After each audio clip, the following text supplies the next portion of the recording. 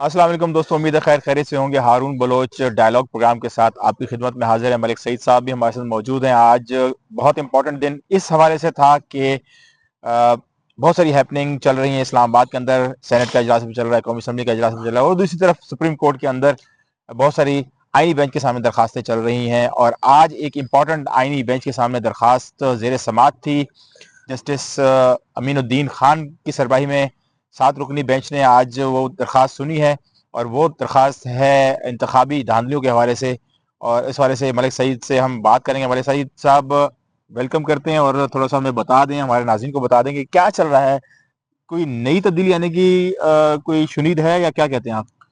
आप मुझे बैंक के हवाले से सवाल कर रहे हैं या जी वाला? हाँ, नहीं बेंच नहीं, मैं ओवरऑल बता पूछ रहा हूँ आपसे कि जो आज आईनी बेंच उसने आज टेकअप किया है मसला धांधलियों के हवाले से, हाँ, वो इंतखाबी गैर फॉर्म गैर 47 मुअय्यना 45 में। मुद्दत तक मुलतवी भी जी है। वही वाला।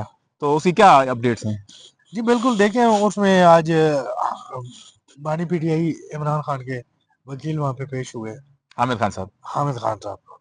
तो इसी तरह शेर अफजल मरवत भी उसी में, उनकी भी जो दरख्वास्त थी उसको शामिल किया गया। और ये जो है फैसला किया गया कि पहले आप जो है ना इस पे एतराज़ात दूर करें हम्म। चैम्बर के। तो आमिर खान साहब ने कहा कि मैं तो आज एतराज़ात दूर करने ही आया था। उसकी तैयारी करके आया था मैं। ठीक है, तो आपने तो बाज़ाब्ता सवाल शुरू कर दिया है। हम्म। फिर उन्होंने कहा ठीक है, आप सवालों की तैयारी करके आए, तो फिर उसके बाद आपके साथ करेंगे, हम देखेंगे कि ये मामला ज़ेर समाअत है या नहीं है। हम्म। ये सुप्रीम मतलब है कोर्ट में। कि सुप्रीम कोर्ट का ये बेंच जो है वो मेंटेनेबिलिटी के हवाले से बात करना शुरू कर दी उसने। सर हमेशा हर इम्पोर्टेंट एप्लीकेशन का यही होता है, जिससे आप कतरा रहे होते हैं कि ये मल्टीपल है कि नहीं है। वैसे आप क्या कहते हैं, उसका सुप्रीम कोर्ट के आईनी बेंच का दायरा अख्तियार है या नहीं? मेरे ख्याल में थोड़ा सा इसमें जो आर्टिकल जो है आइन का 184, आई गेस, हाँ, ठीक है, उसके तहत आई डोंट नो कि ये जो इंतखाबी धांधलियों के हवाले से जो मामलात हैं वो सुप्रीम कोर्ट डायरेक्टली सुन सकती है। ट्रिब्यूनल्स में जाते हैं। हाँ। लेकिन इसमें प्रॉब्लम ये है, एज होल एक उन्होंने दी है, मतलब से ट्रिब्यूनल से ऊपर चला गया है ये। फॉर्म 47 का इशू है। हम्म। यहाँ पे किसी एक हल्के का इशू नहीं है कि आप ट्रिब्यूनल में जाके डिस्कस करें। हम्म। ऊपर से बहुत सारे इश्यूज है आपके सामने है।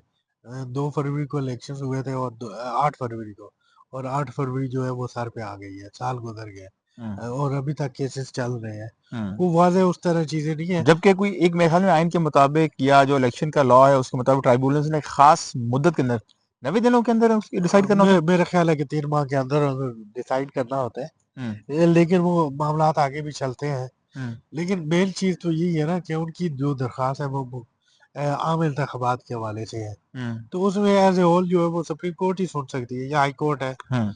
वहां पे भी आ सकता है। लेकिन हाई कोर्ट में फिर चारों सूबाई अदालतों में अलग अलग जाएगा, हम्म। पूरे मुल्क में होगा। लेकिन अब देखते हैं कि आज तो इजलास गैर महीना मुद्दत के लिए चला गया है। हम्म। लेकिन देखते हैं कि सुप्रीम कोर्ट जो है वो इस पे क्या फैसला करती है, या कब इजलास बुलाती है। फिर उस पे पता लगेगा कि हेयरिंग के दौरान पता लगेगा कि मामलात किस तरफ जा रहे हैं। अभी कुछ चीजें जो है वो कोई भी बात करना कब वक्त होगा। और आज मजे का काम ये भी हुआ अरुण बलोच साहब कि आज एडिशनल रजिस्ट्रार को जो है ना उसकी क्लास हो गई। अच्छा। वो कार लिस्ट कल मुकम्मल अच्छा, ये तब्दील कोई हुई। और केस की बात कर रहे हैं आप, जी जी, एक और केस था। जो कि आईनी बेंच में नहीं है शायद? सर नहीं नहीं नहीं, कल कार लिस्ट जारी कर दी थी। उसमें जो है मुख्तलिफ केसेस थे, जिसमें से मिलिट्री कोर्ट्स का केस है, अरशद शरीफ का केस है। तो वो केसेस जो है उड़ा दिए गए, हम्म। और दोबारा जो है जारी की गई। उस पे जो है वो जस्टिस मंसूर अली शाह ने एडिशनल रजिस्ट्रार को बुलाया। तो उस पे डिप्टी रजिस्ट्रार आए। जी। उन्होंने कहा जी कि एडिशनल रजिस्ट्रार साहब बीमार है तो वो नहीं आ सकते। उन्होंने कहा जी ये बताएं कि आपने केस क्यों उड़ाया है। डॉक्टर जस्टिस आयशा मलिक, उन्होंने भी कहा जी कि हमने तो बड़े इंपॉर्टेंट केसेस लगाए थे। टैक्सेस के हवाले से जी और जी बिल्कुल लगाए थे। ठीक। तो उसमें उन्होंने कहा जी कि ये जजेस कमेटी का जो है ना वो फैसला था।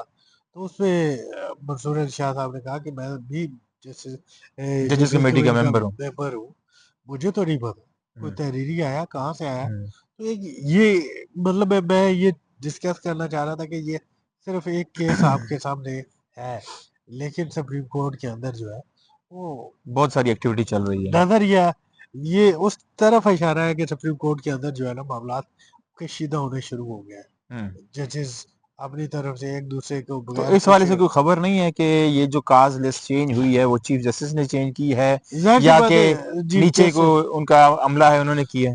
मेरा ख्याल है कि अभी चीज़ें क्लियर होंगी, अभी क्लियर नहीं है क्योंकि मैं प्रॉपर सुप्रीम कोर्ट की बीट भी कवर नहीं करता, लेकिन ये चीज़ मेरे सामने थी और मेरा ख्याल है कि अभी मामलात बड़े ख़राब होने जा रहे हैं। हम्म। अब देखते हैं वो किस तरफ ख़राब होते हैं, क्या होता है, लेकिन दूसरी तरफ देखें दुनिया के भी हालात बहुत ख़राब होने जा रहे हैं। हाँ, हालात अच्छे होने जा रहे हैं आपके। पीटीआई आज के दिन, आज कल कल है 20, आज है 20 आज जनवरी। भी से 20 जनवरी का इंतजार कर रही है आप कह रही कि जो है ना आप पीटीआई के दिन रेफरेंस खराब होने जा रहे हैं आप पॉलिटिक्स में। अब पीटीआई तो के अच्छे होने जा रहे हैं यार, पीटीआई जो है वेट कर रही थी इस चीज का। आप पीटीआई के रेफरेंस से बात कर रहे हैं, मैं तो दुनिया के रेफरेंस से बात कर रहा हूँ। ट्रम्प आ रहा है, तो ट्रम्प, तो हमारा दुनिया से क्या ट्रम्प। लेना देना है? हमारा तो लेना देना है कि ट्रम्प और साहब आके पीटीआई के हवाले और से, मेरी इमरान खान के हवाले से क्या बयान देंगे? और मेरी इतला तो यही है कि ट्रम्प ने पहला दौरा भी चीन का करना है।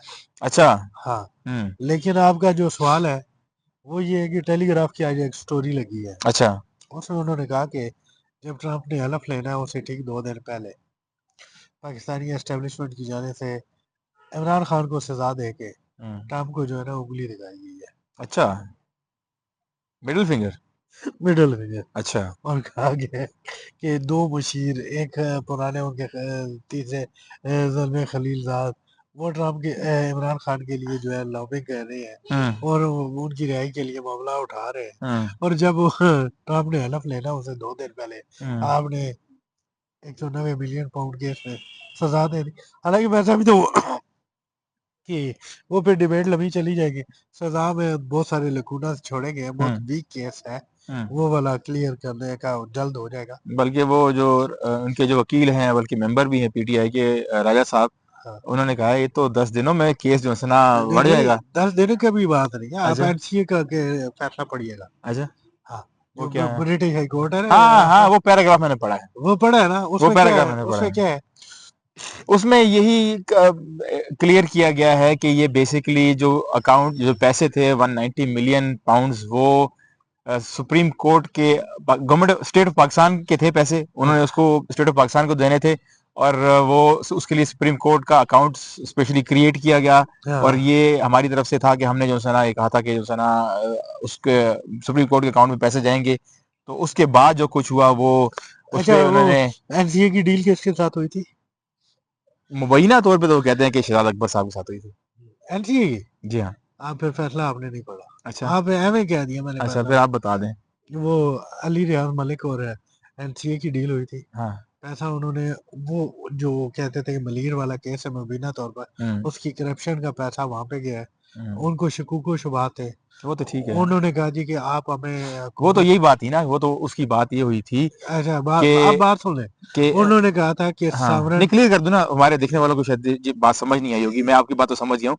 लेकिन उसमें वो बेसिकली ये था कि जो जिन पैसों से ये जो महल खरीदा गया था नवाज़ शरीफ के बेटे हसन नवाज़ से, वो पैसे, उसका मनी ट्रेल नहीं मिलता। क्या दुबई से आए थे? क्या पाकिस्तान से आए थे? किस चैनल से आए थे? ये चीज़ क्लियर नहीं होती है। इसलिए अली जो मलिक साहब हैं, जो मलिक रियाज़ के बेटे हैं, उनके साथ ये मामला तय इस तरीके से पाए थे कि ये पैसे, इनका जो मनी ट्रेल नहीं प्रूव कर सके आप लंदन के अंदर, इंग्लैंड की अदालत के अंदर, हमारे सामने अदालतों में तो गई नहीं, तो आप इसको अदालत में जाने से पहले सेटल कर दें। अगर अदालत में गया तो फिर ये मामला बहुत लंबा सर चलेगा। एक अदालत में भी गया था, उनके ट्रिब्यूनल में गया था, 3 रुकनी ट्रिब्यूनल था, अच्छा। उसमें भी गया था और उसी में सेम फैसला आया था। हम्म। उसमें ये था कि जो आपकी रकम है, ये हमें शक शुबात है कि ये वही रकम है जो आपको सुप्रीम कोर्ट ने कहा कि आपने 460 अरब डॉलर रुपए रुपए। का नुकसान किया है मलिर कैंट की अराजी हम्म। वाला।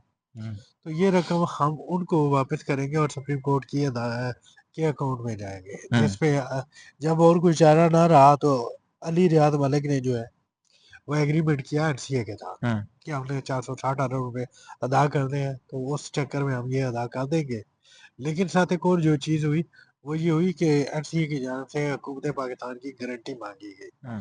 जो कि फिर काबीना ने वो और सारा चीज इसी कॉन्फिडेंस के ऊपर बनाया गया। कॉन्फिडेंशियल गारंटी मांगी गई हाँ। और जिस पे काबीना ने उसकी कॉन्फिडेंशियल अप्रूवल दी। हाँ। और उसके बाद हफ्ते वाले दिन खान साहब की जो मुलाकात हुई अपने वकला के साथ, तो खान साहब ने भी कहा कि अदारे उस डॉक्यूमेंट को खोल सकते हैं। वो क्यों नहीं खोलते?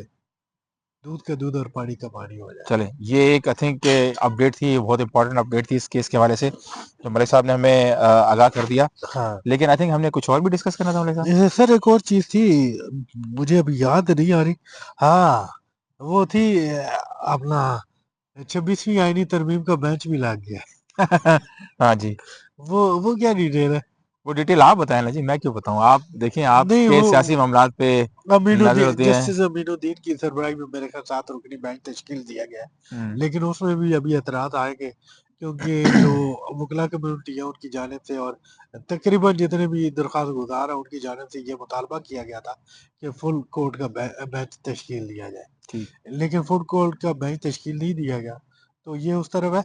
हाँ, हारून बलोच साहब, मुझे याद आया, आपने जो है वो हमें कुछ बताना था महारंग के, वो जो नया प्रोटेस्ट करने जा रही है 25 को। हाँ जी जी जी जी, उसके वाले हमारे साहब, मैं असल में ना, आपको पता है सैटरडे संडे था, और मैं देख रहा था कि यार हमारा हाँ जो बिल्कुल, मेरे एरिया ख्याल है, आप बलूचिस्तान में थे। मैं मुल्ला साहब में था नहीं थी, ये और बात है, लेकिन एक सैटरडे संडे था, और मैं बहुत सारी चीजें फॉलो करने की कोशिश कर रहा था, और मुझे एक अचंभा हुआ जब मैंने डॉन की वेबसाइट और जंग की वेबसाइट और जो बड़े हमारे इदारे हैं इन सब की वेबसाइट देखी, तो मुझे बलूचिस्तान के हवाले से कोई खबर मिल ही नहीं रही थी। सिर्फ एक खबर मिली मुझे कि वो सरफराज भुट्टी साहब ने कहीं जाकर कोई नौकरियों का अनाउंस किया है और इस तरह की बात, और फिर रिकॉर्ड के हवाले से कुछ चीजें मुझे मिली। अच्छा, लेकिन जब मैंने एक और चीज सोशल है। मीडिया देखा ना हमारे वो मेरे साहब, ख्याल 25 को है ना? 25 को है। और वजीर आला बलूचिस्तान आज इस्लामाबाद में।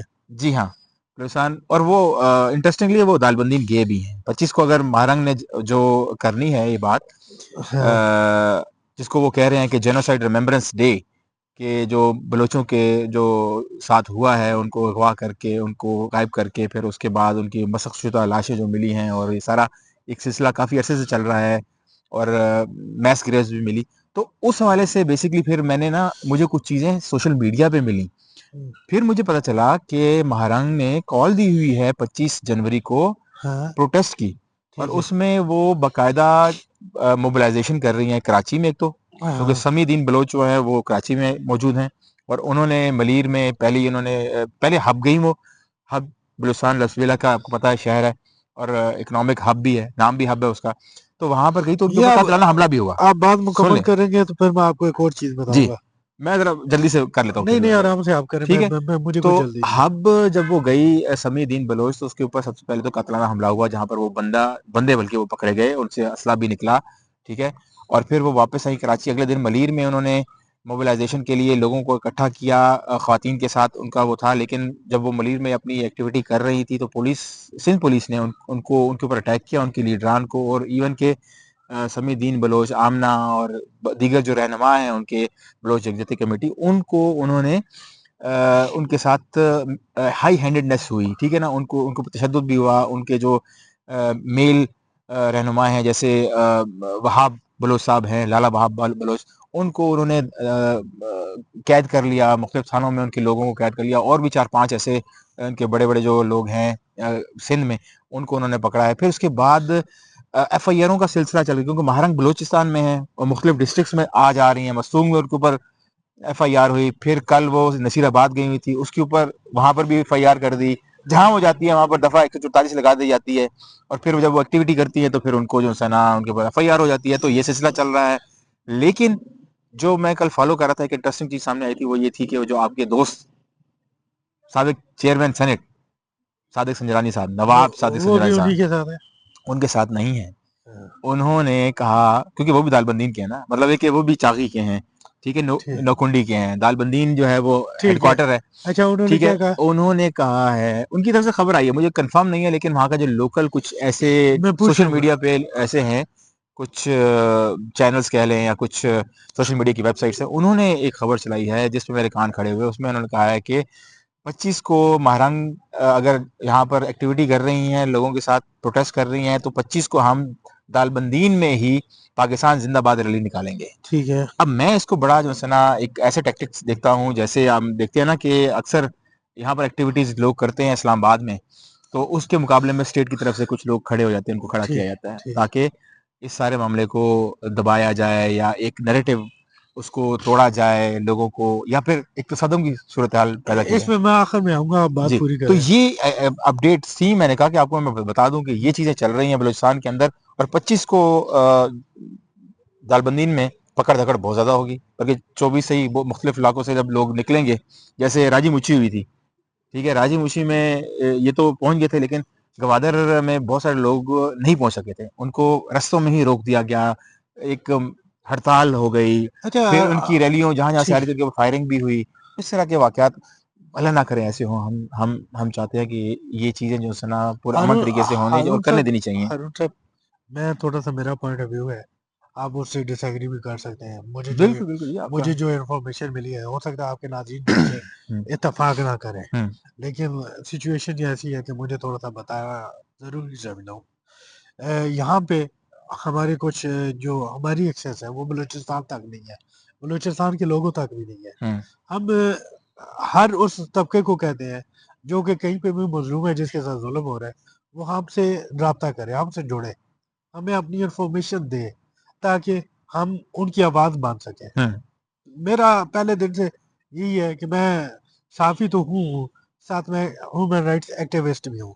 हारून बलोच साहब, मुझे ये देख के कभी-कभी बड़ी जेलसी होती है कि ये बड़े एक्टिवली कर रहे होते हैं, ह्यूमन राइट्स के मौलवी एक्टिविस्ट साहब हैं, आप हमारे लेकिन साथ हैं तो हम उस आपको हम तरह नहीं एक्टिविस्ट हैं। बना के छोड़ देंगे, हम उस फिक्र नहीं तरह करें। नहीं। लेकिन हमारे यहाँ पे जो बहुत सारे सोर्सेज़ हैं, जो अफ़सरान हैं या हुकूमती जो मुख्तलिफ वज़रा हैं, उनके साथ जब भी हमारी मारा बलोच के हवाले से बात हुई, तो हमें उन्होंने यही बताया कि इनके पीछे जो है वो दुश्मन अनातर है। वो जो भी हैं, उन्होंने कहा जी कि तस्वीर भी मौजूद है। बहुत सारी चीज़ें फ़ॉरेन में इनकी मीटिंग्स भी हुई हैं। उसमें कुछ अमेरिकन्स थे जिन्होंने मीटिंग्स भी करवाई। बाकी सारी चीज़ें भी थी। लेकिन एक चीज़ जो मैं हारून बलोच की बातों को सुन के, क्योंकि मैं वहाँ पे नहीं गया, तो ये एक चीज़ है हमारे उस तबके के लिए भी जो यहाँ पे हुकूमत कर रहा है, हमारे हुक्मरान तबके के लिए भी ये एक लम्हा फ़िक्री है कि लोग उनके साथ जुड़ रहे हैं। और एक बहुत बड़ी तादाद जो है वो उनके साथ शामिल हो रही है। और क्योंकि मैं सेनेट में होता हूँ, तो सेनेट में कामरान मुर्तज़ा ने भी ये बात की थी कि आप उस वक्त से बचें जब हर बंदा जो है एहतजाज में मसरूफ हो जाएगा। अगर इनके पीछे मुल्क दुश्मन अनासर हैं भी, तो भी ये इसलिए कामयाब है क्योंकि लोग यहाँ पे बहुत ज़्यादा मायूस हैं। लोगों को बहुत ज़्यादा मायूसी का शिकार है, क्योंकि लोगों की जो है उनके साथ ज़ुल्म हो रहा है हम्म, और उनकी तवक्कुआत पूरी नहीं हो रही। जब हमारे यहाँ कहा जाता है कि जब बंदे को रोटी नहीं मिलती, बंदा भूख होता है, बंदे को रोज़गार नहीं मिलता, तो बंदे कत्ल करने के लिए भी तैयार हो जाता है, डाके मारने के लिए भी तैयार हो जाता है, और अपने बच्चों के लिए। इनके तो लोगों को अगवा किया जाता है, उठा लिया जाता है, और लाशें मिलती और हैं। बिल्कुल, और ये वो है कि जब से ये वो मामलात हैं, जब से मैं सहाफ़त में आया हूँ, पिछले 18 से 20 साल से, ये मामलात मैं सुनता आया हूँ। पीपल्स पार्टी का दौर मैंने देखा, नून लीग का दौर मैंने देखा, पीटीआई का दौर मैंने देखा, इवन के मुशर्रफ का दौर भी मैंने देखा। तो मैं ये अब कह सकता हूँ कि ये वो ऐसे मामलात हैं जिसमें अब हमें लग रहा है कि जिनको जानबूझ के कोई कुछ ताकतें हैं जो कि एड्रेस नहीं करना चाह रहे। हम्म, वरना ये मसला कोई इतना बड़ा मसला नहीं है कि अब तक एग्जैक्टली। हल ना हो सका हो। मतलब सर मेरा भी जो है ना आपके जैसा ही एक मौकफ है। एक तरफ है, मुझे थोड़ा सा, एक तरफ आपकी हाँ, बात को मैं आगे बढ़ाना चाह रहा था असल में। नहीं सर, हाँ जी, मुझे आप मौका, पूरी कर ले बात, फिर मैं आता हूँ। एक तरफ हम जो है वहाँ पे ग्वादर पोर्ट का मंसूबा लेके आते हैं, हम कहते हैं लोग तरक्की करेंगे, दूसरी तरफ जो है वो हम देखते हैं कि लोग उसी तरह उठाए जा रहे हैं, सेनेट में आवाज़ उठाई जाती है, सेनेट में अब हर दूसरे चौथे दिन जो है वो पता लगता है लोगों के ना तहज़ीक अमेज़ रवैये अख्तियार किए जाते हैं, तो इससे मसाइल हल नहीं होंगे, मज़ीद ख़राब होंगे। जी, मैं और असल में कीजिए। आपकी बात के ऊपर जो है ना अब इसके ऊपर ऐसे कंक्लूड भी करेंगे इस बात को, क्योंकि मेरे ख्याल में काफ़ी टाइम हो गया। जो आपने बात की है ना वो बात, अगर हम उसको मफरूज़ा मान भी लें, आपने कहा कि चलो हम तसव्वुर कर लेते हैं कि अगर इनके पीछे कोई ऐसे मुल्क दुश्मन अनासिर हैं तो भी। लेकिन देखें, जिन तस्वीरों की तरफ ये जो नैरेटिव इस किस्म का देने की कोशिश करते हैं ना, जो जिन तस्वीरों की तरफ वो इशारा करते हैं, वो लोग सिविल सोसाइटी के लोग हैं। सिविल सोसाइटी सिर्फ पाकिस्तान में नहीं है, दुनिया भर में है, ठीक है? सिविल सोसाइटी जो है वो अगर यहाँ पर सिविल सोसाइटी को मसला होता है तो दुनिया में भी लोग जो है कंसर्न होते हैं, क्योंकि ये पूरा सिस्टम जो है यूएन के अंडर है, सारा चीज़ें इस तरीके से जुड़ी हुई हैं। अब फॉर एग्जांपल जर्नलिस्ट के ऊपर अगर कोई अटैक होता है, कोई मारे जाते हैं, तो जर्नलिज्म पे काम करने वाली जो तंजीमें हैं वो कंसर्न है, सिर्फ पाकिस्तान में नहीं दुनिया भर में। बिल्कुल अगर आप कहेंगे यार वो अगर पाकिस्तानी जर्नलिस्ट उनसे बात करते हैं, उनको चीजें बताते हैं, तो वो फॉरेन एजेंडा हो जाता है। फॉरेन एजेंडा नहीं, वो हमारा ये एजेंडा है, ठीक है ना। तो ये इस तरीके से चीजों को मिसगाइड करने की कोशिश की जाती है। इसी को कहते हैं कि आप किसी का जो लेकिन सोशल और लेकिन ह्यूमन इसमें राइट्स से पे मेरा एक पॉइंट जो है, एक नैरेटिव है मेरा एक उसको पॉइंट है, आप नुकसान पहुंचाने की कोशिश करते हैं। जी। लेकिन मेरा एक पॉइंट है, मैं पहले दिन से एक चीज का कायल हूँ। हमारे बहुत सारे जर्नलिस्ट हैं जिन पे इल्जाम लगाया जाता है कि ये जी वो गद्दार है, ये फलां है, ये हम्म। ढिमां है। पॉलिटिशियंस पे भी ये इल्जाम लगाए जाते हैं। हम्म।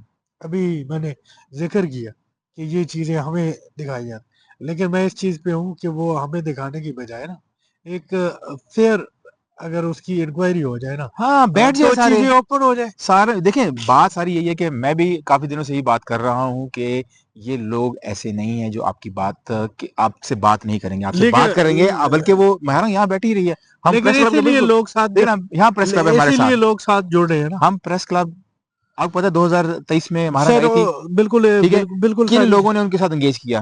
वो कहती रही आगे बात कर लें, लेकिन ढंग से बात कर लें, नहीं, ठीक है ना, उनके जो मुकाबले इश्यूज में हैं, एक और बिठा दिया गया। ठीक है ना। तो आजकल वो पार्लियामेंट में भी बैठे हुए हैं, बस माइंड आप करें सर। सही है। तो ये बात इसी तरीके से कि आप इनको मानी खेज तरीके से एंगेज करें, बैठेंगे आपके साथ बात करेंगे, इनके आप जो मामलात हैं, इनके जो ग्रीवांसेस हैं उनको तरीके से सुने, और फिर स्टेट माँ के जैसी होती है, इनके सरों पर हाथ रखें, इनसे चादरें ना छीनें। और इसी के साथ हमारी बात को हम ख़त्म करेंगे। अगर आपको हमारी बातें समझ आई हैं, किसी तरीके से कुछ पसंद आया है, तो ज़रूर कमेंट करें। अगर आपका कोई फीडबैक भी है तो ज़रूर वो बताएं, तो हम ज़रूर उसको एड्रेस करेंगे। हमें इजाज़त दीजिए। अल्लाह हाफ़िज़।